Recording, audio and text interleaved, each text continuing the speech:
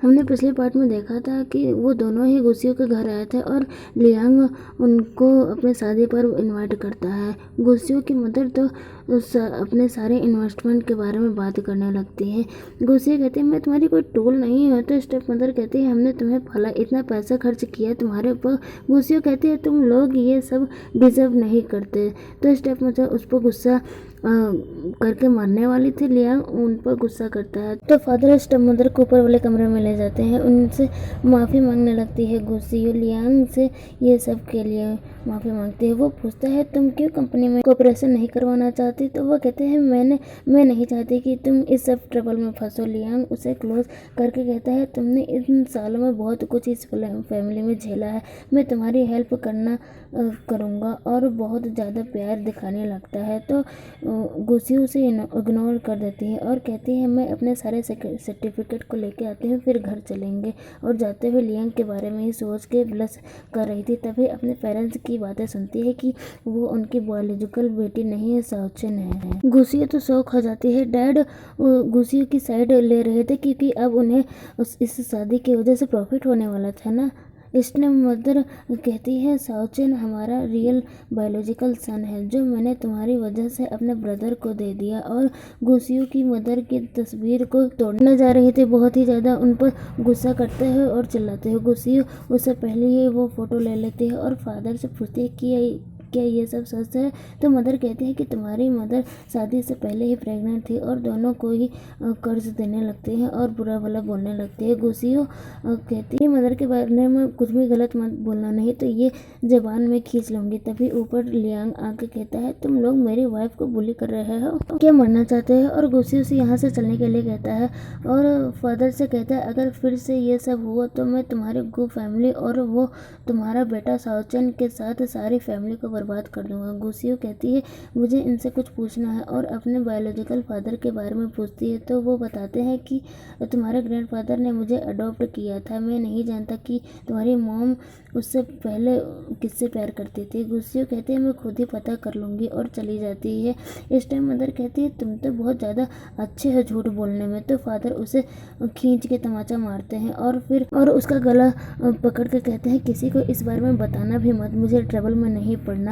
इधर कार में लियांग गुसियो को संभाल रहा था। गुसियो लियांग को अपने सारे कनेक्शन को यूज़ करके पता करने के लिए कहती है कि 20 साल पहले उसकी मदर किसके साथ थी। वो झूठ बोलता है कि अगर मैंने सारे कनेक्शन भी यूज़ कर लिए तो थोड़ा सा भी क्लू नहीं मिलेगा। गुसियो क्यूट बन के कहती है मैं उससे रिवेंज लूँगी, उसने मुझे और मेरी मदर को छोड़ दिया। लियांग उसकी क्यूटनेस को देख के उसे किस करने लगता है। ड्राइवर कहता है मैं भी यहीं ही हूँ।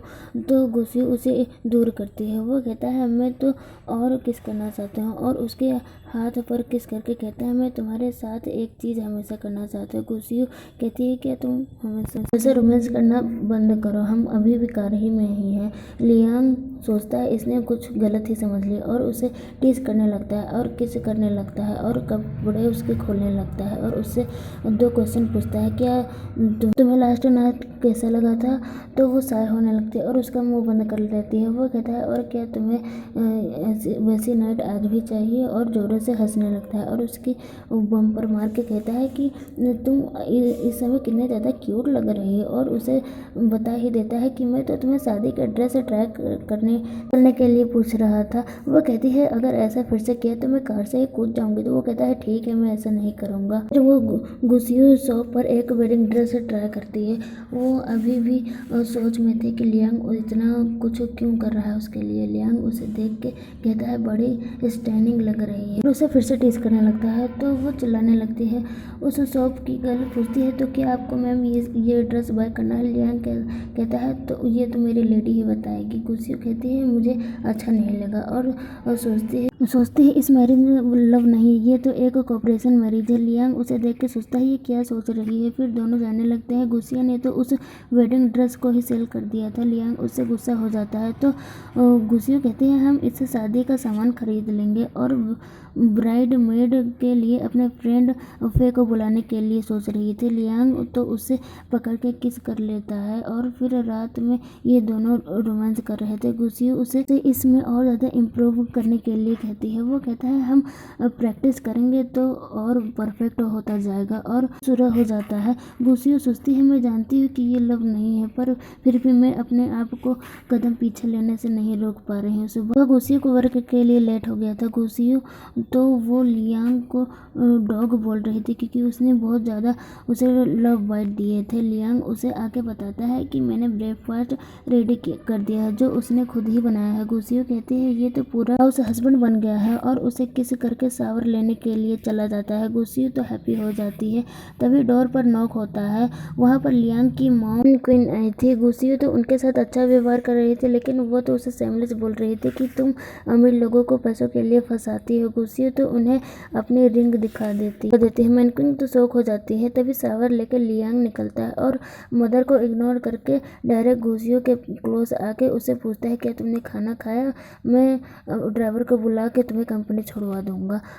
गुसियो चली जाती है। मदर तो उसके बारे में पूछने लगती हैं तो लियांग मदर से उससे गुसियो का नाम बताता है कि उसका नाम गु यीशु है। वो कहती है जो भी हो। तो लियांग फिर से कहता है कि आप नहीं समझे, गु यीशु है तुम्हारे करंट हस्बैंड फू झैन यीशु की इलेजिमेट डॉटर। इसका मतलब लियांग को गुसियो के बायोलॉजिकल फादर के बारे में सब कुछ पता था, जो और कोई नहीं लियांग के स्टेप फादर ही थे। क्या ये गुसियो को धोखा दे रहा है कि नहीं, ये तो आगे ही पता चलेगा। मदर तो कहती है अगर तुम्हारे डैड को पता चलेगा तो क्या होगा। वो कहता है वो तुम्हारा हस्बैंड है, मेरे डैड 15 साल पहले ही मर चुके हैं। मदर सोचने लगती है कि मेरे पहले हस्बैंड किसी केस में उन्हें फंसा दिया गया था तो उन्होंने सुसाइड कर ली। उनसे मेरा 13 साल का बेटा हुआ लियांग। फिर मैंने फू झेनसुन से शादी कर ली जो मेरा पहला प्यार था, पर लियांग ने उन्हें अपने फादर कभी नहीं समझा। और लियांग को गुस्से से हिला के पूछती है तुमने अपने स्टेप फादर की इलेजिमेट डॉटर से शादी क्यों की। वो कहता है इससे तुम्हारा कोई लेना देना नहीं है, तुमने भी तो मेरे फादर के मरने के बाद उससे शादी कर ली। मैं सरप्राइज हुआ क्या। और जाते हुए सोचता है कि जब गुसियो ने उसके फादर के बारे में पूछने के लिए ढूंढने के लिए कहा था, और गुस्से से दीवार पर पंच मारता है और सोचता है तुम ही क्यों वो गर्ल निकली जिसे मैं ढूंढ रहा था। और फिर उसी के बारे में सोचने लगता है और कहता है अब मैं क्या करूं, जब ये सब गुसियो को पता चलेगा तो क्या वो मेरे साइड ऐसे ही रहेगा।